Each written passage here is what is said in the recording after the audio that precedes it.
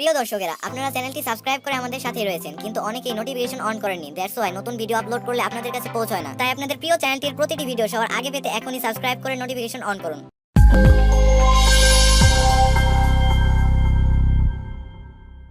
দোস্ত, আজকাল মেয়েরা যা হয়েছে না। তুই আবার মেয়েদের নিয়ে কেন পড়লি?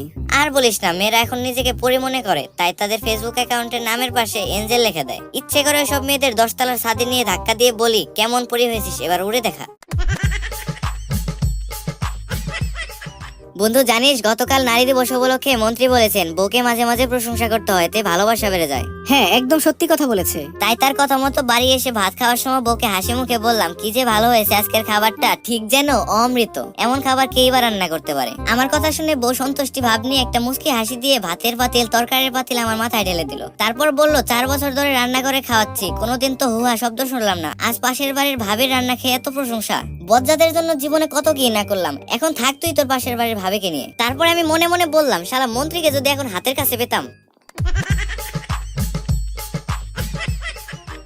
জানিস কবি কি বলেছেন? হ্যাঁ, কি বলেছেন শুনি? কবি বলেছেন, মেয়েদের মন দিতে নেই, আর দিলেও মনের ফটোকপি দিতে হয়, ওদের মূল কপি দিলে ফুলকপি ভেবে খেয়ে ফেলবে। দোস্ত, আজকে মেজাজটা খারাপ হয়ে গেছে। কেন দোস্ত, তোর কি হয়েছে? আর বলিস না, রাস্তায় দাঁড়িয়ে একটা কোন আইসক্রিম খাচ্ছিলাম। রাস্তার পাশে একটা বাচ্চা খাচ্ছিল, আর বাচ্চার মা বলছিল, কাঁদে না বাবা, ওগুলো গুদিয়ে বানায়, তোমাকে ভালো কিছু কিনে দেবো। এখন বল কেমনটা লাগে? বন্ধু, বর্তমানে দেখছি সবাই মাস্ক পরছে, কিন্তু এই মাস্ক পরে লাভই বাকি। আরে বোকা, ভাইরাস থেকে সুরক্ষা পাওয়ার জন্যই তো সবাই মাস্ক পরছে। কিন্তু যে মাস্ক বিরিয়ানির গন্ধ ঠেকাতে পারে না, সেই মাস্ক করোনা ঠেকাবে কিভাবে?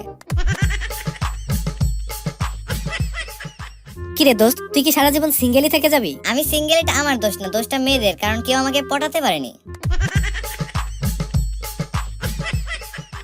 আচ্ছা দোস্ত, আমাদের দেশ কি কোনোদিন উন্নত হবে না? এটা তুই কি করে আশা করতে পারিস, যে দেশে আমার মতো কিউট ছেলের একটা গার্লফ্রেন্ডও নেই?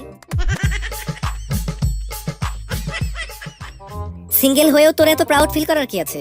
আরে বলদ, সিঙ্গেলদের ভ্যালু তুই জানিসই না, বাজারে লেবু কিনতে গেলেই তুই বুঝতে পারবি। ঠিক বুঝলাম না, একটু বুঝিয়ে বল। আরে সেদিন বাজারে লেবুর দাম জিজ্ঞেস করলাম দোকানদারকে। দোকানদার বলল, একটা কিনলে 10 টাকা আর 2টা কিনলে 15 টাকা। শুধু তাই না, যা কিছুর দাম জিজ্ঞেস করলাম সবই একটার দাম বেশি, আর 2টা কিনলে দাম কমে যায়। তাহলে এখন বল কাদের দাম বেশি? দোস্ত, একটা জিনিস নিয়ে খুব অবাক লাগে, মানুষের এখন কমন সেন্সও নেই। কেন রে বল্টু, এমন বলছিস কেন? দোস্ত, মানুষ খুব আজব। সবাই বলে চা লাগবে, ঢেলে দেই, কিন্তু কেউ এটা বলে না গার্লফ্রেন্ড লাগবে, এনে দেই।